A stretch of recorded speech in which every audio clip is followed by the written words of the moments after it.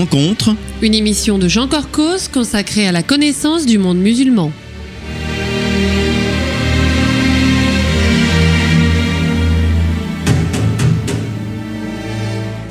Bonjour amis auditeurs, Jean Corcos au micro pour ce pré-enregistré réalisé le 24 janvier 2013.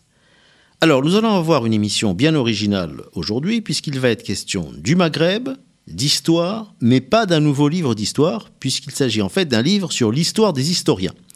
Bonjour Pierre Vermeuren. Bonjour Jean Corcos. Alors Pierre Vermeuren, les auditeurs de ma série vous connaissent bien, je ne compte plus les émissions où vous nous avez fait l'honneur donc de passer sur notre antenne. Rappelons que vous êtes historien de formation, arabisant, maître de conférences en histoire du Maghreb contemporain à l'université Paris 1 Panthéon-Sorbonne et que vous avez consacré plusieurs ouvrages à ces pays et en particulier au Maroc où vous avez été longtemps enseignant. Alors le livre dont nous allons parler ce matin a un titre un peu étonnant, je le lis, « Misère de l'historiographie du Maghreb post-colonial 1962-2012 ». C'est édité aux publications de la Sorbonne. Et disons-le tout de suite à nos auditeurs, c'est un ouvrage tout à fait technique où vous faites un point extraordinairement détaillé de l'historiographie française sur ces pays, avec un aperçu un peu plus rapide sur la recherche historique au Maghreb même et dans certains pays étrangers. Alors l'historiographie, c'est la manière avec laquelle on écrit l'histoire. Et ce n'est pas quelque chose de secondaire. Et il faut s'intéresser au sujet en profondeur, comme vous l'avez fait, pour réaliser qu'elle est le fruit d'enjeux idéologiques, qu'elle reflète aussi l'état de la société à un moment donné, mais en même temps qu'elle façonne notre vision du monde extérieur. Et c'est particulièrement important lorsqu'il s'agit de pays avec lesquels la France a tissé tant de liens. Or, justement, et c'est le paradoxe qu'illustre votre livre, c'est précisément depuis qu'ils sont indépendants que les États du Maghreb ont disparu peu à peu du paysage académique français. Comme vous l'écrivez en introduction, les recherches restent denses sur la période coloniale, mais leur histoire des 50 dernières années n'a presque pas intéressé nos historiens. D'où, je vous cite, l'indigence globale du débat public sur l'Afrique du Nord jusqu'au printemps arabe de l'hiver 2011. Alors, Pierre Vermeuren, avant d'entrer dans le vif du sujet, je voudrais rebondir sur une chose, c'est ce que vous écrivez, page 114, sur les méthodes classiques de l'historien. Vous les résumez, description des faits, prééminence des archives et de la chronologie, et croisement des sources, critiques internes et externes des documents. Est-ce que ces règles sont généralement suivies ou bien non ? Ces règles, par définition, sont suivies par la corporation historienne, qui compte à peu près 2000 historiens professionnels en France. Ce sont les méthodes de base que l'on inculque à nos étudiants. Le problème, pour revenir à notre sujet, c'est-à-dire à l'histoire du Maghreb contemporain, c'est que généralement, l'accès aux sources publiques, notamment au Maghreb, n'est pas réalisé. En réalité, en Tunisie, elles viennent juste de s'ouvrir au lendemain de la chute du régime de Ben Ali, pour des raisons qu'on comprend. Mais dans le cas de l'Algérie et du Maroc, en dehors des archives coloniales plus ou moins accessibles, et plutôt moins que plus souvent, notamment au Maroc, eh bien, on n'a pas accès aux archives d'État. Et donc, cela désoriente beaucoup d'historiens, sans parler bien sûr du fait que les États maghrébins eux-mêmes ne sont pas très favorables à ce que des étudiants nationaux, mais encore plus peut-être internationaux ou étrangers, mettent le nez dans ces archives. Parfait. Alors, je reviens au titre de votre livre, parce que on a l'impression donc, que vous avez démarré votre étude qu'en 1962, qui était l'année de l'indépendance de l'Algérie. Mais en fait, je dois dire que vous êtes remonté beaucoup plus loin dans le temps. Vous êtes remonté au récit colonial donc, qui a accompagné la conquête. Et j'aimerais d'abord que vous rappeliez à nos auditeurs le concept de l'orientalisme, entre guillemets, parce qu'on connaît ce terme comme école picturale pour la peinture, mais en matière de connaissances scientifiques de l'Orient par les Occidentaux, qu'est-ce que cela recouvrait ? L'orientalisme s'est développé à partir du XVIIIe siècle, notamment au moment de la traduction en français des Mille et une nuits, et il a pris un envol considérable à partir de l'expédition de Bonaparte en Égypte. Il s'en est suivi en France une espèce d'égyptopholie qui, à partir des années 1830-1840, s'est transférée en direction de l'Afrique du Nord et de l'Algérie en particulier. Donc c'est bien connu qu'il y a un mouvement artistique, pictural, même au niveau des arts décoratifs, dans l'immobilier, l'ameublement, etc., Mais au plan intellectuel, ça s'est doublé d'une recherche de l'Orient qui a été vue comme la mère des civilisations, l'Occident bien sûr étant viril et allant à la recherche de cette mère. Alors toute cette recherche semi-mystique s'est incarnée dans le mouvement des Saint-Simoniens, qui est plus très connu aujourd'hui, mais qui a été très important, notamment dans les élites scientifiques, chez les polytechniciens. Et au total, cela a donné une vision de l'Orient à la fois extrêmement contrastée, puisque l'Orient est vu comme une civilisation déchue, affaiblie, que l'Occident doit reconstruire, mais aussi comme une civilisation tyrannique, étrangère, faite de contrastes, de soumission des femmes incarnées par l'incarnation du harem, la toute puissance du sultan en Iran oriental. Alors, ce qui fait que... Et puis après, il y a la découverte de l'islam. Souvent d'ailleurs par des religieux chrétiens, par des catholiques, et puis certains sont devenus mystiques, ou sont versés même dans la mystique musulmane. Donc ce courant est extraordinairement complexe. Il s'ancre évidemment dans l'apprentissage de la langue arabe, qui devient une espèce de mythe, et à la manière dont on apprenait les langues à l'époque, comme le latin, c'est-à-dire comme des langues mortes. Donc voilà, donc il en reste quand même toujours des choses aujourd'hui, et surtout un héritage qui a profondément marqué, orienté notre regard sur les pays orientaux, puisque même le Maghreb était considéré comme oriental. Alors, justement, donc vous venez de le rappeler, il y a eu des disciplines qui ont été approfondies à l'époque. L'école des langues orientales qui date de cette époque, l'apprentissage de l'arabe, la connaissance de l'islam, qui était assez approfondie, puis, comme vous citez, le rôle de l'Église, des pères blancs, le rôle des militaires aussi. Absolument. Au moment de la conquête. Je vais juste un petit commentaire, c'est que ce concept d'orientalisme a été très critiqué par quelqu'un qui est assez connu, c'est le professeur américano-palestinien Edouard Saïd, qui a dit ça a été un des outils de l'impérialisme. Par rapport à la description que vous venez d'en faire, je le comprends. D'un autre côté, il y a deux choses qui me font un peu tiquer. C'est le fait d'abord que c'était un antisioniste radical. Donc, si vous voulez, ça me gêne. Je reconnais un petit peu, si vous voulez, cette raideur nationaliste arabe.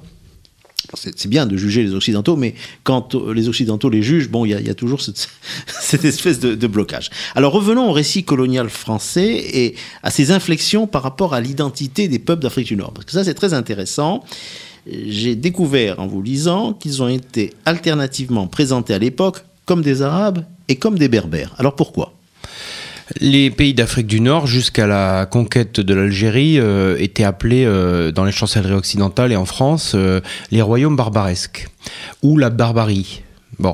À partir de l'arrivée des Français, on a eu une nette inflexion du discours, puisque tout d'un coup, comme d'ailleurs à la suite de l'expédition de Bonaparte en Égypte, qui concernait les Arabes, et Bonaparte lui-même s'était entiché de l'idée de construire ou de reconstruire une nation arabe, et cette idée a été transférée dans les années 1830 et 1840 en Algérie, d'autant plus que Abdelkader est apparu comme un chef arabe. Et à partir de là, on peut dire qu'on a une arabisation de l'Afrique du Nord dans le discours des Français. C'est-à-dire que les royaumes barbaresques, donc berbères, fussent-ils dominés par les Turcs, deviennent des pays arabes, et la figure de l'indigène, entre guillemets, devient, et notamment de l'indigène en armes qui s'oppose à la colonisation, à la conquête, devient celle de l'arabe. Et cet héritage, on le retrouve jusqu'à aujourd'hui, puisque dès les années 60, on ne parlera plus de l'Afrique du Nord, mais on parlera du Maghreb, qui signifie le couchant en arabe, et qui est la terminologie arabe pour désigner cette région du monde musulman. Alors, justement, Pierre Vermeuren, on a aussi l'impression que pour la conquête, on a beaucoup utilisé, je dirais, la science des anthropologues qui se sont intéressés aux tribus, à leurs coutumes, etc. Ils avaient donc une connaissance extrêmement fine de ces populations, mais le fait d'avoir utilisé cette science à des fins de domination semble avoir complètement tétanisé la recherche universitaire ensuite. Absolument. Les anthropologues sont mal vus, quoi. Oui, l'anthropologie coloniale a légué un héritage absolument considérable en termes d'observation et de connaissance des sociétés du Maghreb. L'Algérie a été vraiment découverte après la conquête, en réalité, dans la deuxième moitié du 19e siècle, et le Maroc en même temps que la conquête dans les années, disons dans les premières décennies du 20e siècle. Cet héritage a été considéré par les nationalistes comme un bagage colonial, comme l'armement idéologique de la colonisation. Et donc, à partir des années 60, il a été discrédité. Il est retourné dans les bibliothèques où il a été laissé cet héritage, encore une fois, gigantesque. Il s'agit de centaines et de centaines d'ouvrages très fouillés et particulièrement complets sur ces sociétés. Je ne parle même pas des archives militaires qui sont aussi d'une richesse considérable. Donc voilà, tout ça est resté dormant et on le redécouvre depuis une vingtaine d'années parce que aujourd'hui, la connaissance des sociétés d'Afrique du Nord, notamment dans leur dimension historique, passe évidemment avec un regard critique par l'utilisation de ces sources. Quelques données frappantes que j'ai relevées dans votre livre. Il y avait entre 50 et 60 spécialistes universitaires donc de ces pays nés dans les décennies 30 et 40. Donc vu leur âge, ils sont aujourd'hui soit morts, soit partis à la retraite. La génération actuelle compte moins de 10 universitaires. Il y a eu 695 thèses de doctorat soutenues sur l'Afrique du Nord pendant la période coloniale. Or, entre 2000 et 2010, il n'y a que 21 thèses soutenues sur le Maghreb en France. Et sur ces 21, il y en a 7 sur la guerre d'Algérie. Il y avait, dans les années 30, 4 chaires consacrées au monde arabe au Collège de France et 2 à la Sorbonne. Et après 1962, vous allez nous expliquer pourquoi tout ça va se disperser, déjà avec l'éclatement de l'université de Paris. Et on a vu ensuite l'apparition de plusieurs instituts indépendants consacrés au monde arabe, mais au final, dites-vous, tout le savoir se dilue peu à peu. Alors, que s'est-il passé ?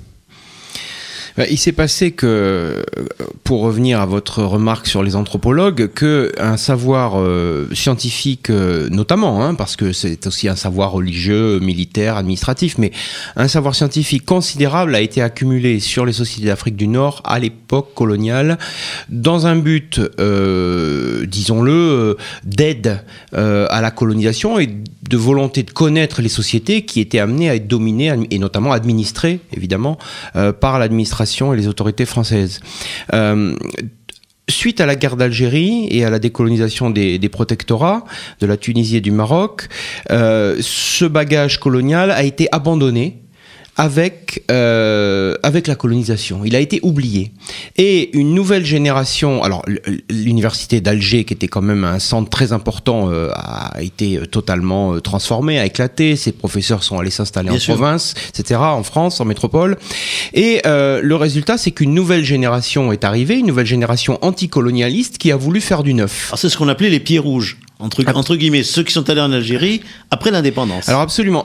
Beaucoup à Tunis aussi. Ah oui.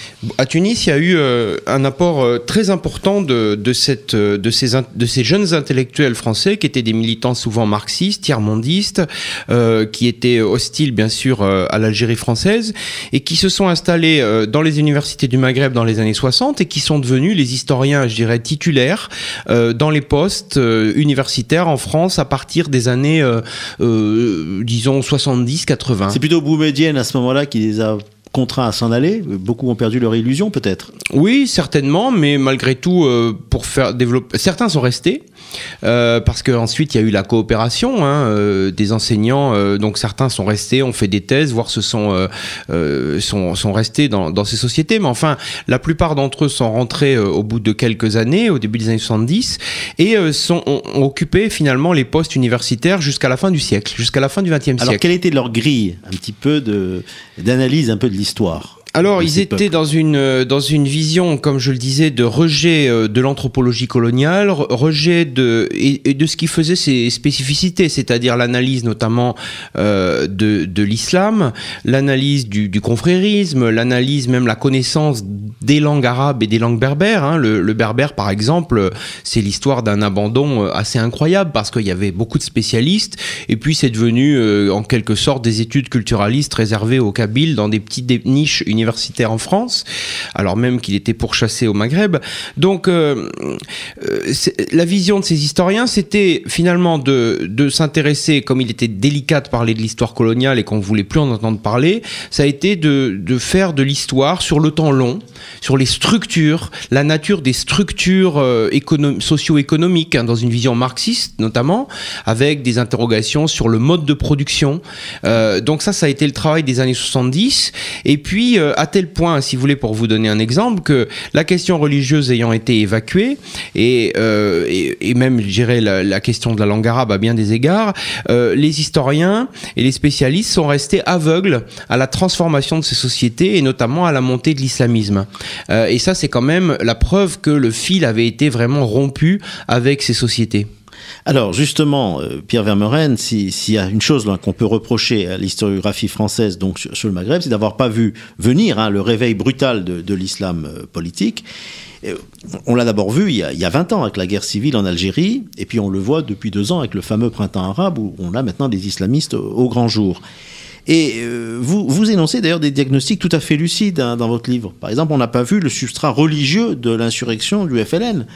Les combattants s'appelaient les moudjahids, les moudjahidines. Absolument. Ça c'était pas pour rien.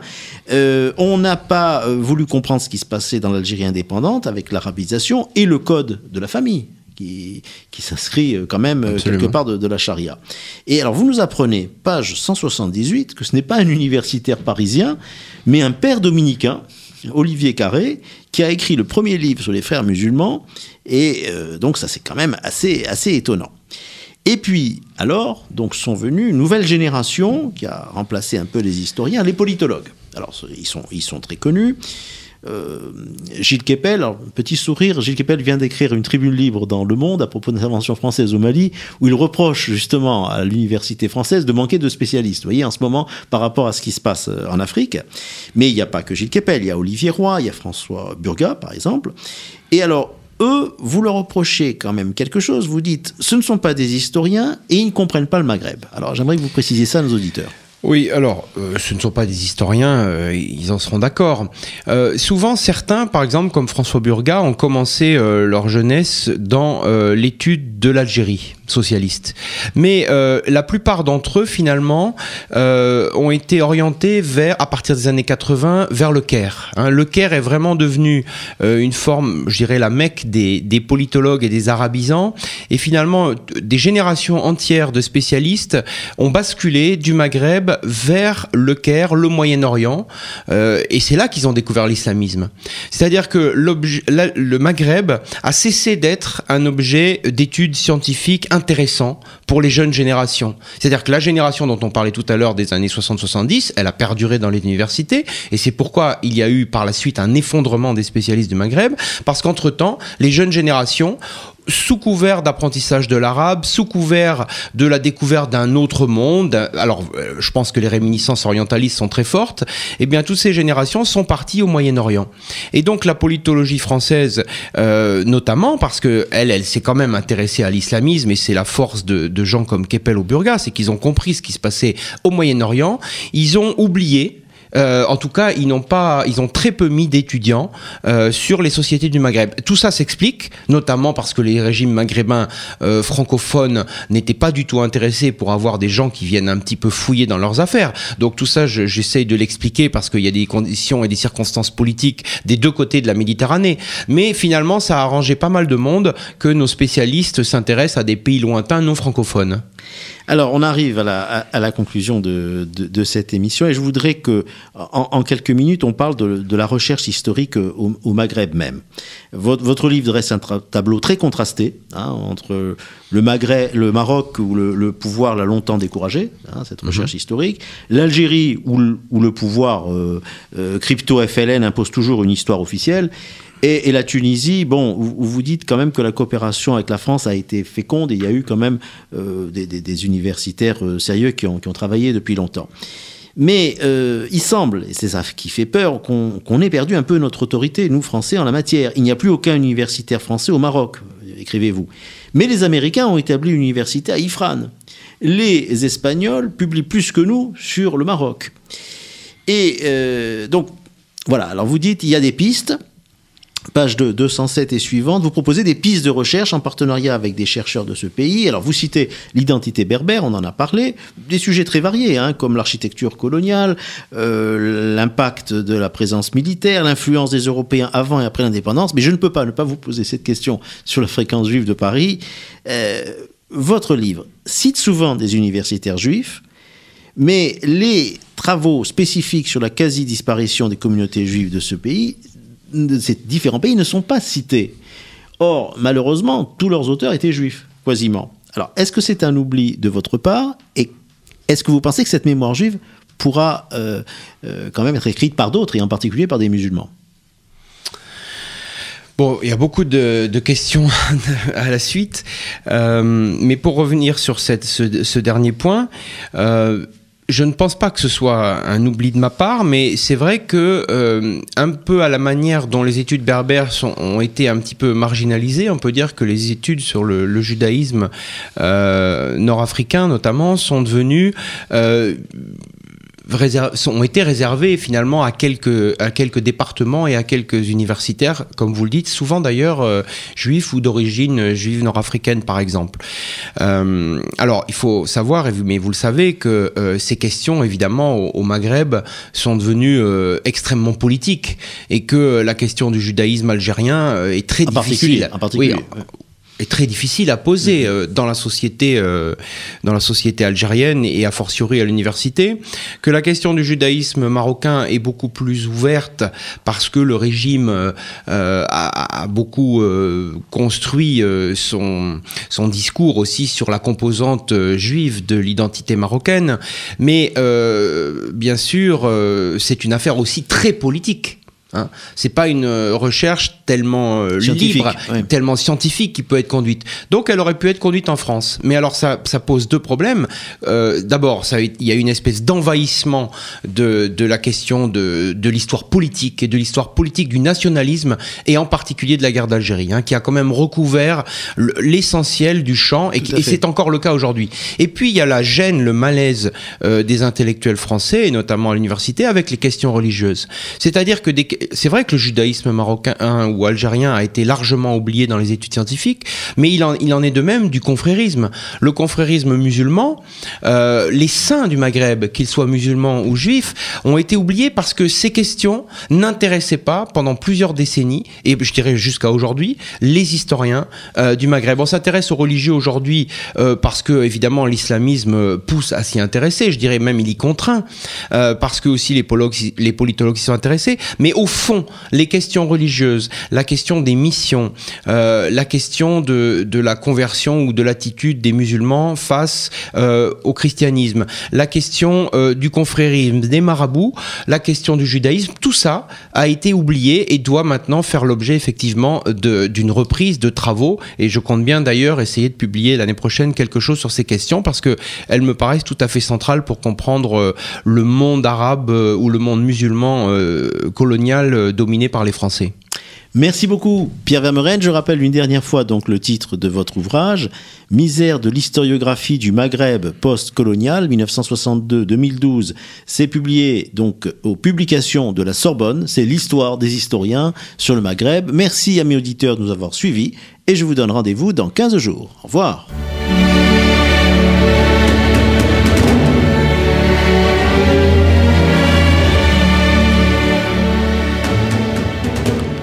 Rencontre. Une émission de Jean Corcos consacrée à la connaissance du monde musulman.